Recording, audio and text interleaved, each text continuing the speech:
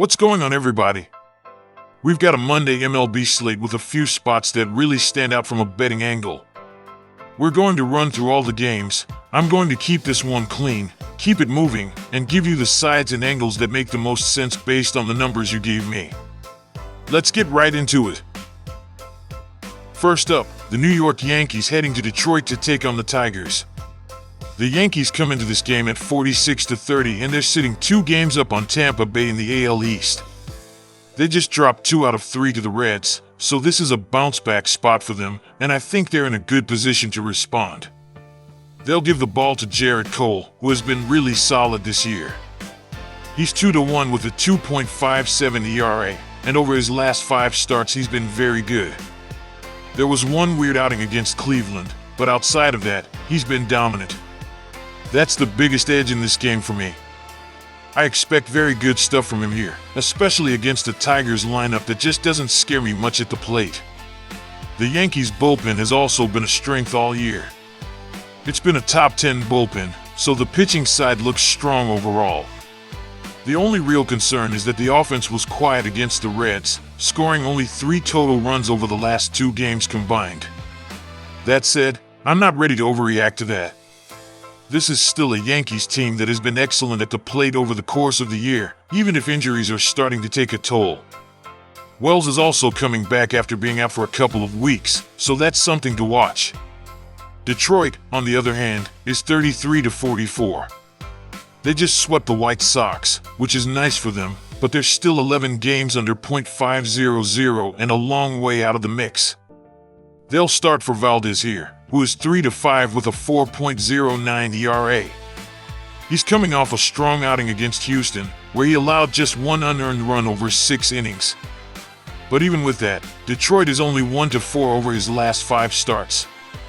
That tells you they haven't been getting much help behind him.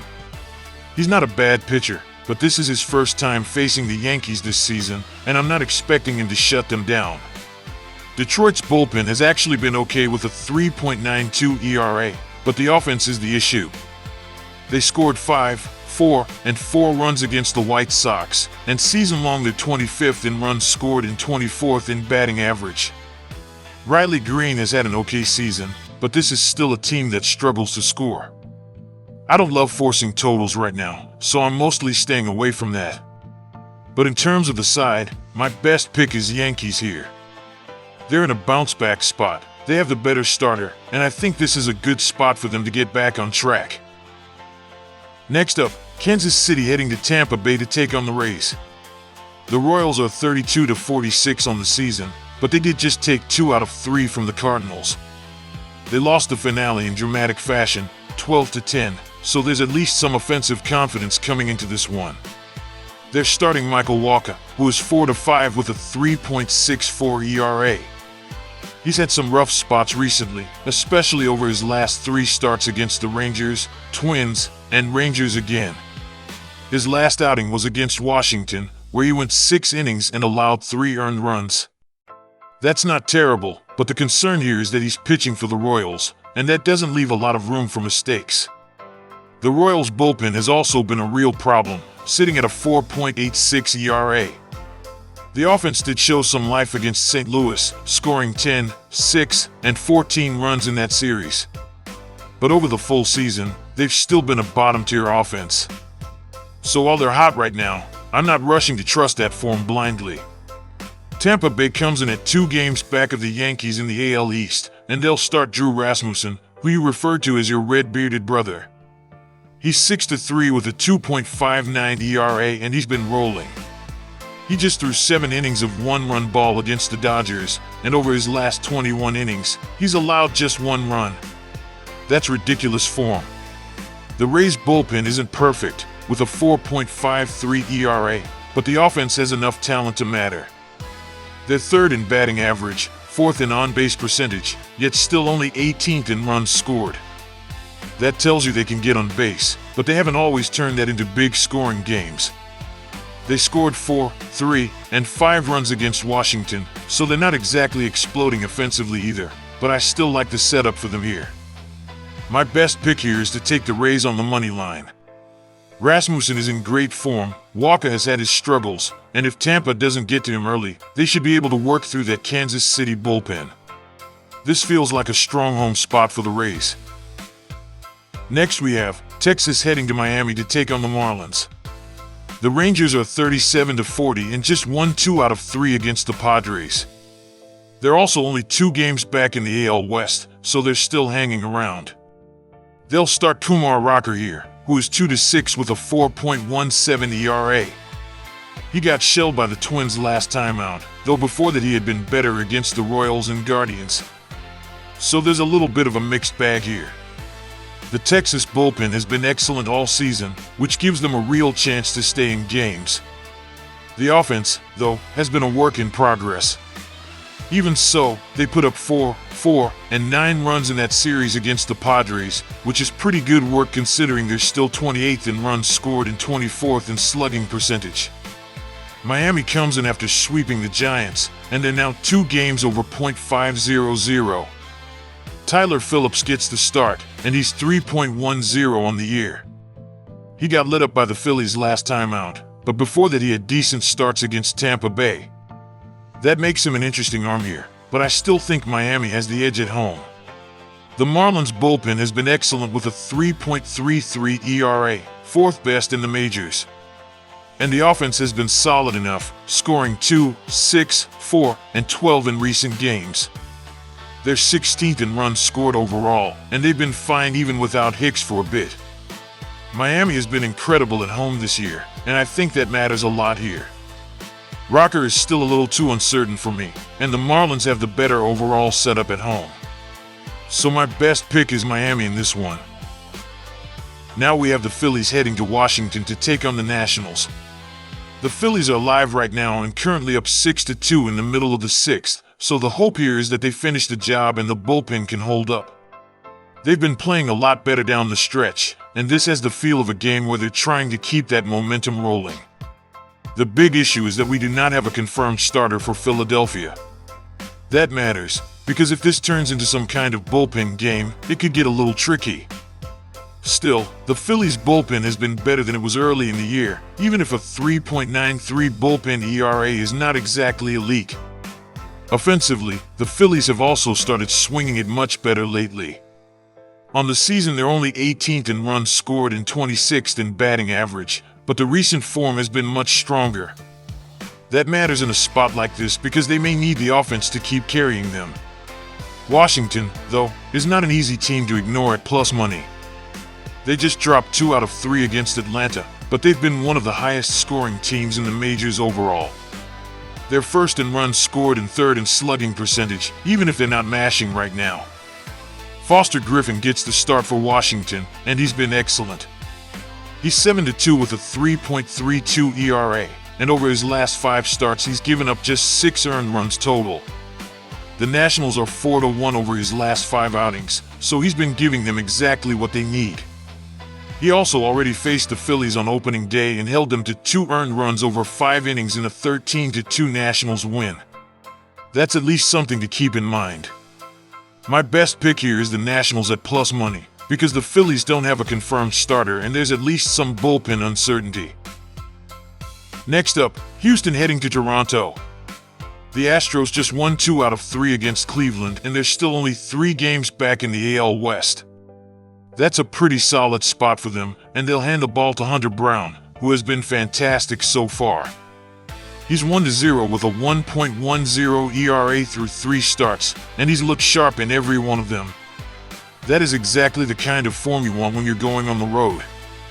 Houston's bullpen, though, has been a concern all year with a 4.64 ERA.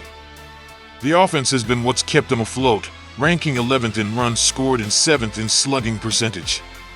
Toronto comes in at 38-39 and had their game against the Cubs postponed, so they're coming into this one with a little extra rest.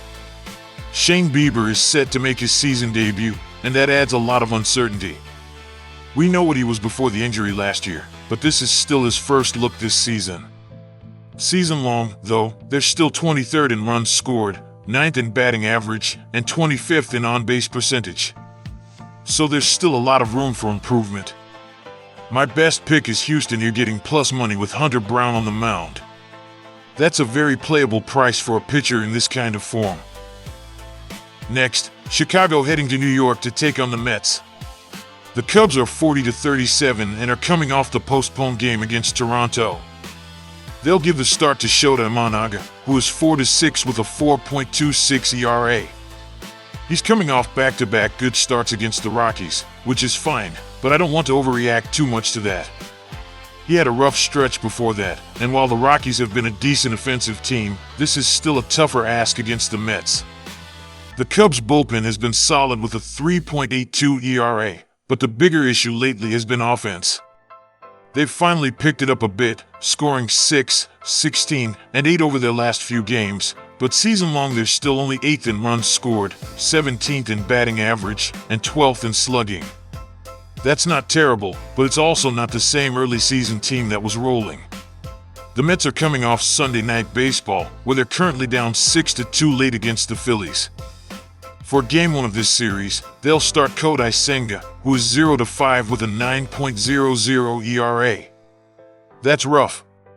He just gave up 4 earned runs in 4 innings against the Reds, and the Mets are 0-4 in his last 4 starts. He also got shelled by the Cubs back on April 17th, so this matchup has already been ugly once. The Mets bullpen has actually been excellent with a 3.39 ERA, but the offense is one of the worst in baseball. They're 25th in runs scored, 28th in slugging percentage, and 29th in on-base percentage. Juan Soto has hit well, but beyond that there just isn't much there. My best pick is the Cubs here. Senga has been too unreliable, and I'm happy to fade him again. I also wouldn't mind a look at the over with both teams showing some over tendencies.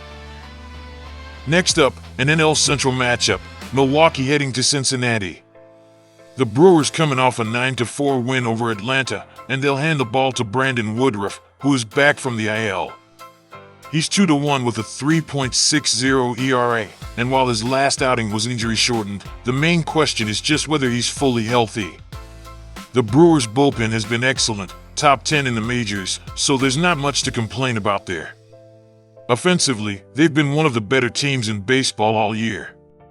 They're 3rd in runs scored, 4th in batting average, and 2nd in on-base percentage.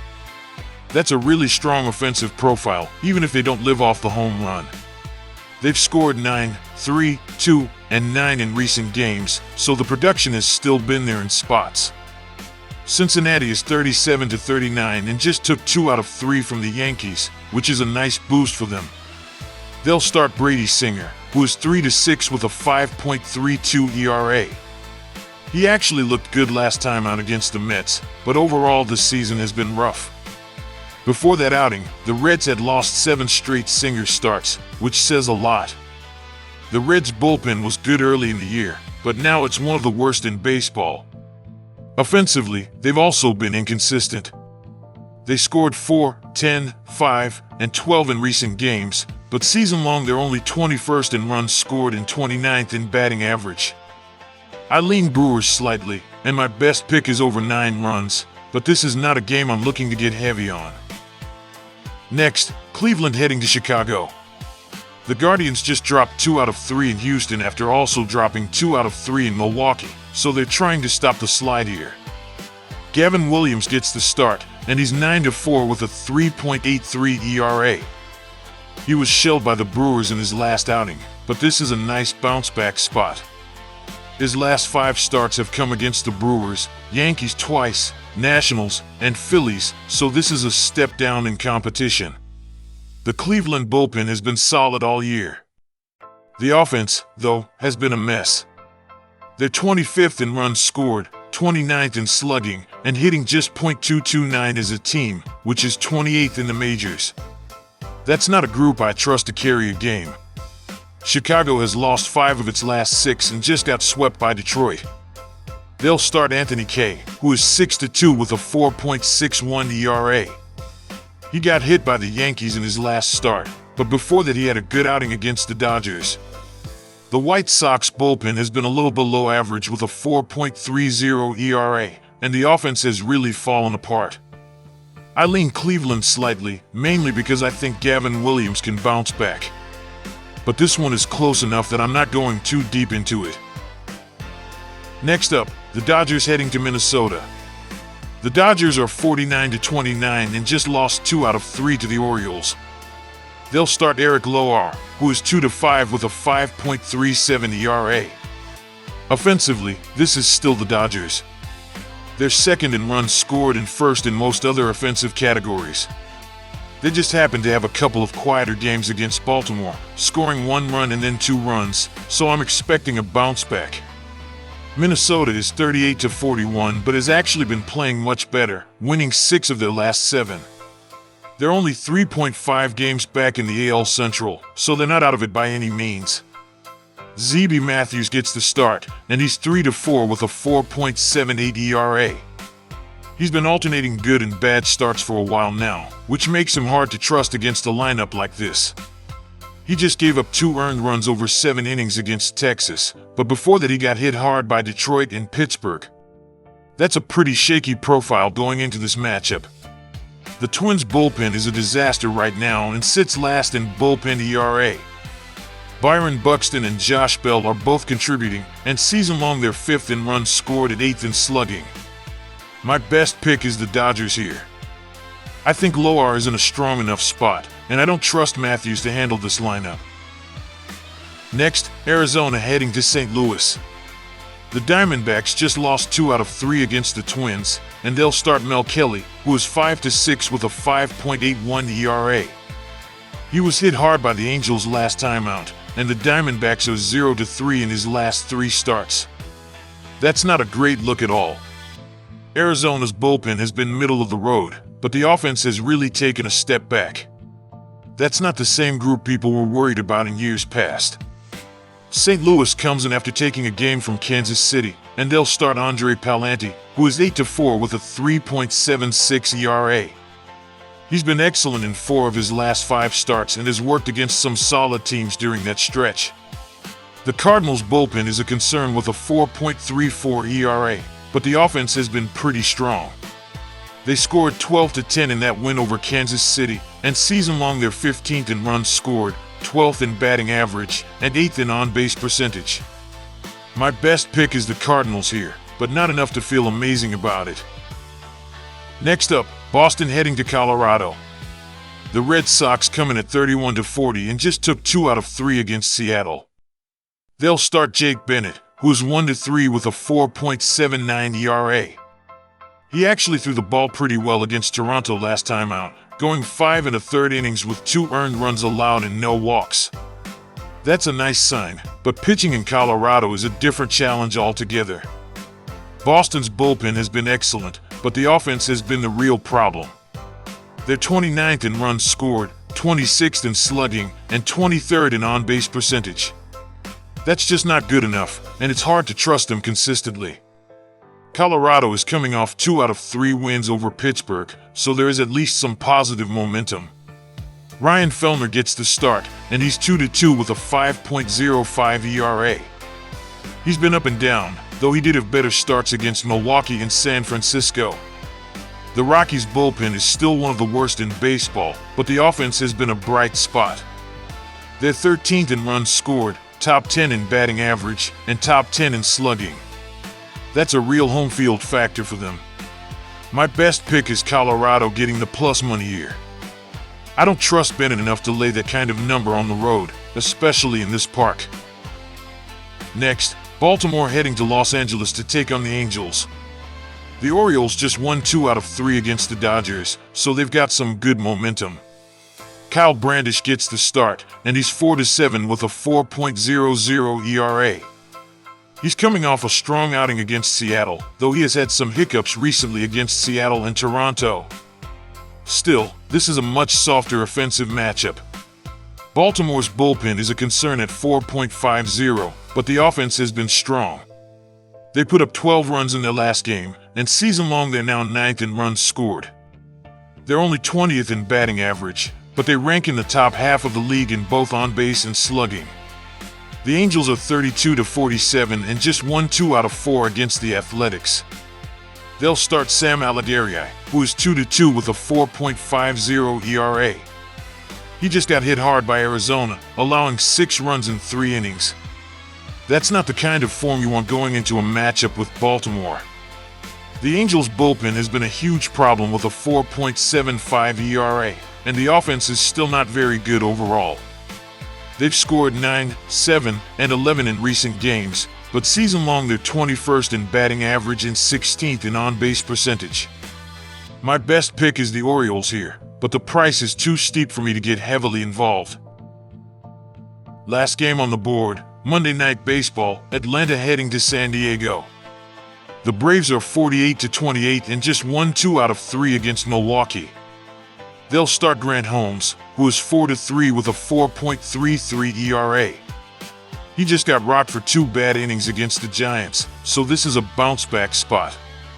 Atlanta's bullpen has been fantastic, one of the best in baseball.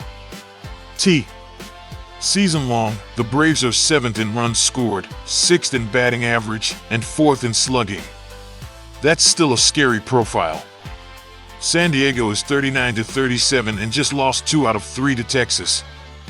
They'll start Michael King, who is 4-6 with a 3.60 ERA. He's been solid, but the problem is the Padres' offense. It's been terrible all year, ranking 29th in runs scored and last in basically every major offensive category. The Padres' bullpen is excellent, so they've at least got one real strength, but the offense is just brutal. My best pick is Braves here because I trust the offense more, especially with Grant Holmes on the mound. I don't love either side enough to get overly aggressive, but Atlanta is the side I'd rather be on. So that's the board. If you enjoyed the video, make sure to like, subscribe, and share it with somebody who's betting these games tonight. It helps the channel a lot, and it lets me keep bringing you these daily picks and breakdowns. And I'll catch you in the next one.